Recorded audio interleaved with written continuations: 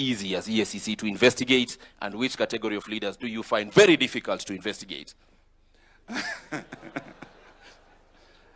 I don't think there is any category that is easy or difficult, because corruption is a very personal thing.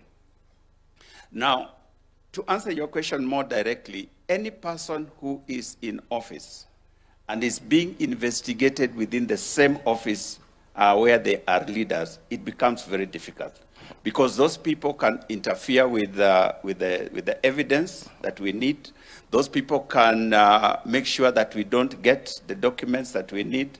That person can deal with any person who wants to be a witness to what has happened. So any person who is in office that we are at the same time investigating, it becomes very difficult. At Whether that they're point, at the lower level or at the highest level. At that point, those persons holding office are seated here today. Yes. His Excellency the President, the Deputy President, Cabinet Secretaries, Governors are seated here today. Right. What would you tell them that we need, or they need to stop doing, so that it's easy for you? Very simple question. Speak to them directly.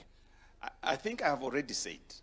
The first thing to each and every one of us sitting here, including those who are here on the platform, we must recognize that the resources in our hands are not ours to use for personal gain. That's where it starts. If each one of us were to do that, our work will be very easy. All right. Now, secondly, our constitutional commissions are not just EACC. Our constitutional commissions are mandated by the Constitution to do the work that they're supposed to do. We have seen situations where we are going to investigate or try to find out information from an individual, all of us seated in this room.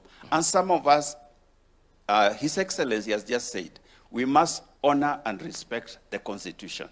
So if we are called upon to respond to any constitutional commission or independent office, let's take it that the Constitution is the one inviting you. It's not Oginde. It's not Gadungu. It's not, it is the Constitution in calling you. We have seen situations where we are defying the constitutional mandates that have been given to us, and that undermines our work. That undermines your work. We'll be coming back to you, because you will